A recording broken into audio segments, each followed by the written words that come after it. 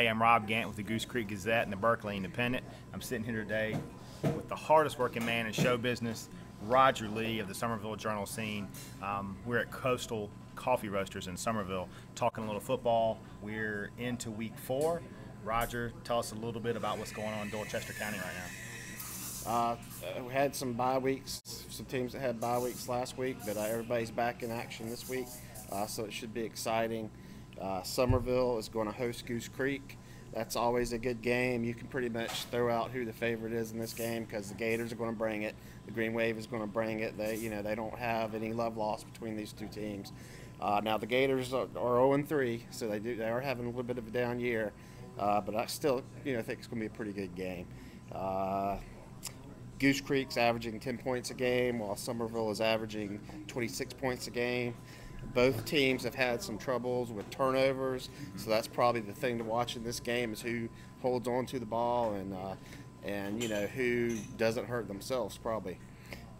Jonathan Bennett, Summerville quarterback, he's rushed for nearly 300 yards and he's passed for nearly 300 yards, rushed for nearly 150. Shaq Davis is their leading receiver. I think that's probably because people figured out they have to cover Cameron Burnett and Olin McCurry, their other receiver. People knew about him last year. He's not the go-to guy, but they know, they can't.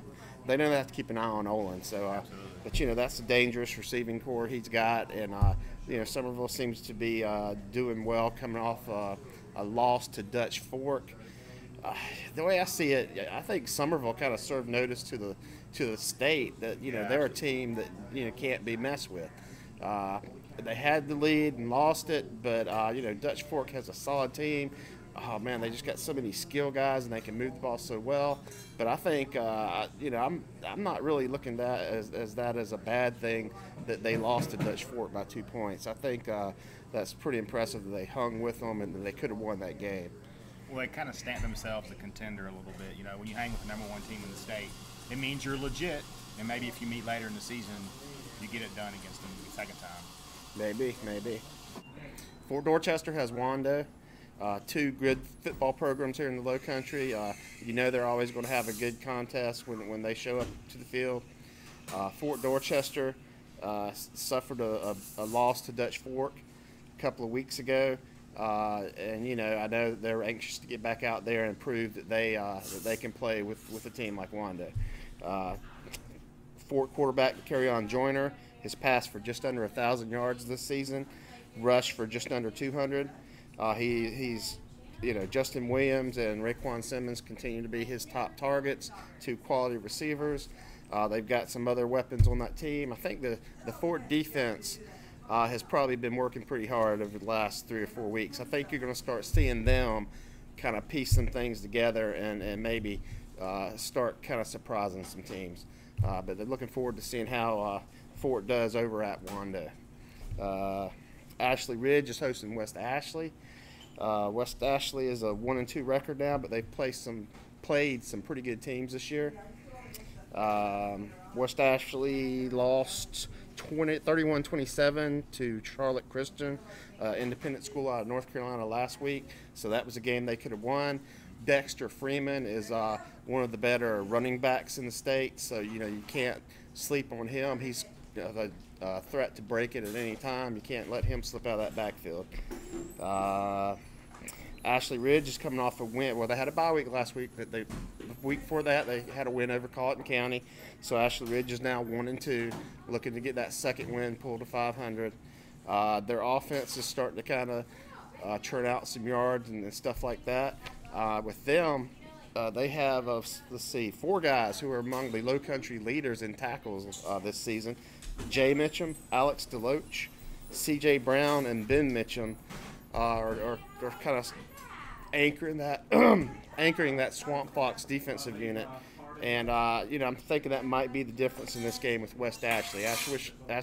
West Ashley under Bobby Marion, they always have a tricky offense. Lots of play calls, never know what to expect, and they always move the ball. So I think that game is going to be about how can the Ashley Ridge defense stand up to West Ashley. The only other game we have on my side of the things is Pinewood is going up to Charlotte Country Day. Again, that's another private school. They're 4-0. Pinewood is 4-0. Charlotte Country Day has a good program, though. It'll be interesting to see how. I think it's probably going to be one of their bigger tests of the year so far, and it'll get them prepared for some of these upper state SCISA teams that are coming up in the next week or two that are going to give Pinewood a test.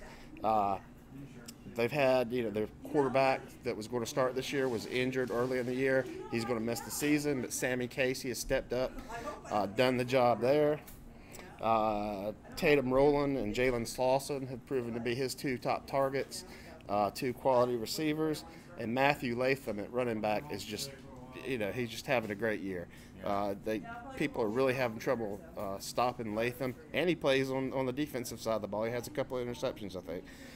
So that's going to be a good matchup for Pinewood. And I do want to mention on the defensive side for Pinewood, Ben Turner and Connor McSwain are both among the low country leaders in tackles this year too. So they look like they're looking to have a pretty strong outing up in North Carolina. What you got, Rob? Well, I've got a lot going on Berkeley County. I think the one thing that sticks out to me on my side of the fence, my side of things, is that I've got some teams that are really struggling. As you mentioned before, Goose Creek is 0-3. We're not accustomed to seeing that. Stratford is also 0-3. We're not accustomed to seeing that. Hanahan has lost 3 in a row now since winning in week 0, so they're 1-3. I guess my message to those teams, or the things that's going on there, is they're just not putting it all together. You got to be able to, when you play football, it's a 4-quarter thing. It's executing, it's making all the plays, it's picking up all the assignments. It's 11 men doing their jobs. And for those 3 teams in particular, I think it's just a classic case of maybe 9 or 10 men doing things right, one guy not. And once they kind of put everything together, I think we can look for them teams to move forward. This week, Goose Creek, as you mentioned, goes to Summerville. Stratford hosts James Island in a game that I feel like the Knights will really get back on track. James Island has given up a lot of points this year, and I know Stratford is not exactly a juggernaut so far, but I think they're getting better, and I think they'll, respond against James Island. Hanahan goes to St. John's. That's on Johns Island. St. John's is a great Class A football team, but Hanahan is 2 classifications bigger. They should be able to go to St. John's and kind of get on track there. I would especially look for Jerry Bailey, the Hawks running back, who's having a sensational season. He had 161 yards against Berkeley. Anyway, I would look for him to have a very productive game against St. John's. That leads me to my game of the week, what I believe is the game of the week. It's Timberland Wolves and the Cane Bay Cobras. You know about Timberland, their tradition. They are pretty much a contender in whatever classification they're in. They're a legit contender for a state championship. Well, the media darlings of the season in the Low Country are the Cane Bay Cobras. Not a whole lot was expected of them by some people, although I projected them to do very well. They are 3-0 right now. Timberland loads up the buses. They're going to ride over to Summerville. They're going to take on the Cane Bay Cobras in what figures to be, every bit as exciting as a heavyweight boxing match. I mean, both of them are physical. Both of them like to run the football. The game should go very quickly. I want to mention a couple of players. One little note for Timberland is welcome back Kevin Williams, a running back. He was injured in a car wreck before the season. He'll be suiting up for the first time on Friday night for Timberland. He is a bona fide weapon. I'm not sure where he is in his progression, but if he's healthy, he gives them a weapon that they haven't had the first 3 weeks of the season. Cane Bay is a 3-headed just monster. R.J. Roderick is an option quarterback that could very easily be a Division I safety or a linebacker type. He will knock your head off, and he is very physical. Chris Copeland is kind of like a bullet out of the backfield. He can make plays. I look for him to have a big game. If Cane Bay wins, Chris Copeland will have had a big game, in my opinion. Don't want to forget the fullback there, Damon DeFord. He is a wrecking ball, and the offensive line has done a great job opening holes for Cane Bay's weapons. And on defense, I look for Rolando Burst and Malcolm Vanette. They're 2 corners that kind of help hold everything together for Cane Bay. I do want to mention for Northwood, Nolan Litchfield, quarterback, had his best game of the year, 259 yards passing, 4 touchdowns. He led the Chargers to their first victory.